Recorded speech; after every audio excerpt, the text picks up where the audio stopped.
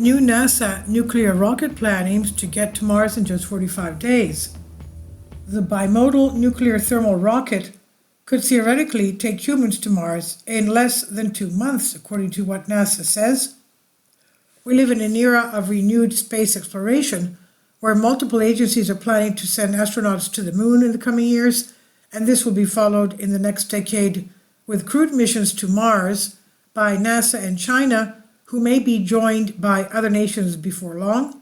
And these other missions will take astronauts beyond low Earth orbit, LEO, and the Earth-Moon system require new technologies ranging from life support and radiation shielding to power and propulsion.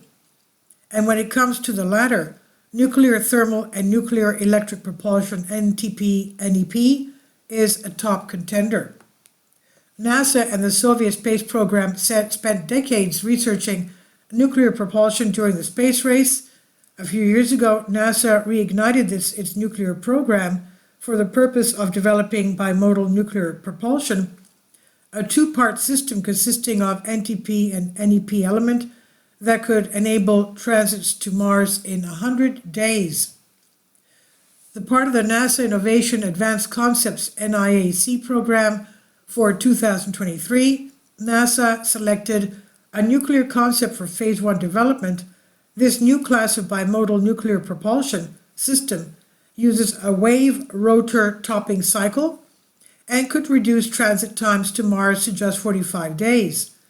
The proposal, titled Bimodal NTP-NEP with a wave rotor topping cycle, was put forward by Professor Ryan Goss, the hypersonics program area lead at the University of Florida, and a member of the Florida Applied Research and Engineering FLAIR team.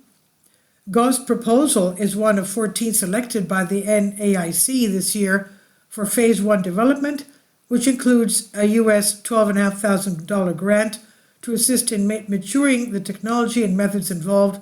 That's nothing, $12,500. I'm sorry, but that's nothing. Other proposals include innovative sensors, instruments, manufacturing techniques, power systems, and more. Nuclear propulsion essentially comes down to two concepts, both of which rely on technologies that have been thoroughly tested and validated.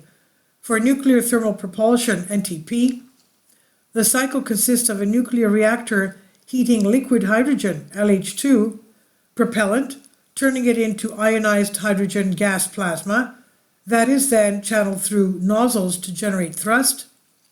Several attempts have been made to build and test this propulsion system, including Project Rover, a collaborative effort between the US Air Force and the Atomic Energy Commission, AEC, that launched in 1955. In 1959, NASA took over from the US Air Force, and the program entered a new phase dedicated to spaceflight applications. This eventually led to the nuclear engine for rocket vehicle application, NERVA, a solid core nuclear reactor that was successfully tested. With the closing of the Apollo era in 1973, the program's funding was drastically reduced, leading to its cancellation before any flight tests could be conducted. Meanwhile, the Soviets developed their own NTP concept, RD-0410, between 1965 and 1980, and conducted a single ground test before the program's cancellation. Nuclear electric propulsion, NEP, on the other hand, relies on a nuclear reactor to provide electricity to a Hall effect thruster that's an ion engine, which generates an electromagnetic field that ionizes and accelerates an inert gas like xenon to create thrust. Attempts to develop this technology include NASA's Nuclear System Initiative, NSI, project Prometheus, 2003 to 2005. Both systems have considerable advantages over conventional chemical propulsion, including a higher specific impulse LSP rating, fuel efficiency, and virtually unlimited energy density. While NEP concepts are distinguished for providing more than 10,000 seconds of LSP, meaning they can maintain thrust for close to 3 hours, and thrust level is quite low compared to conventional rockets and NTP.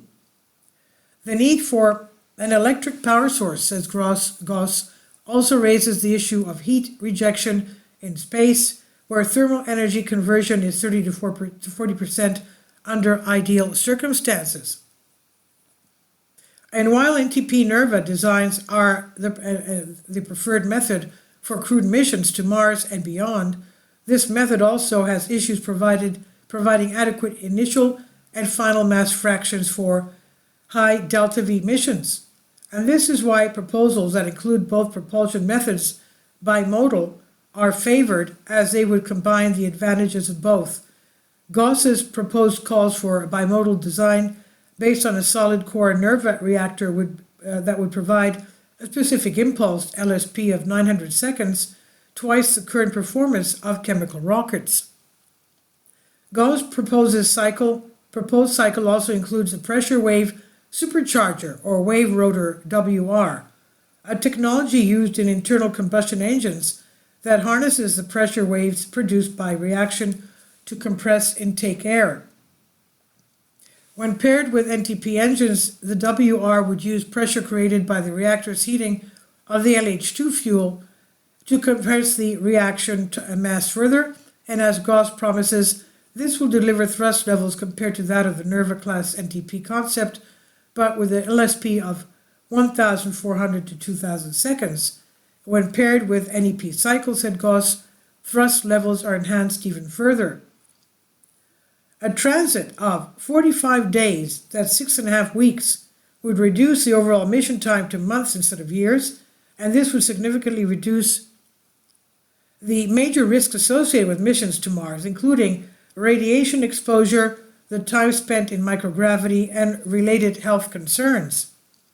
And in addition to propulsion, there is a proposal for new reactors designs that would provide a steady power supply for long duration surface missions where solar and wind power are not always available.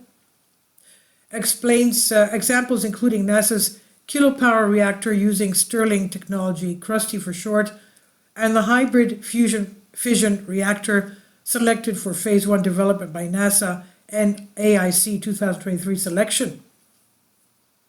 These and other nuclear applications could someday enable crew missions to Mars and other locations in deep space, perhaps sooner than we think. This is by Alan Boyle from Universe Today. It's on Collective Spark. Please leave your comments, and thank you for your support. Kindly support my Patreon account.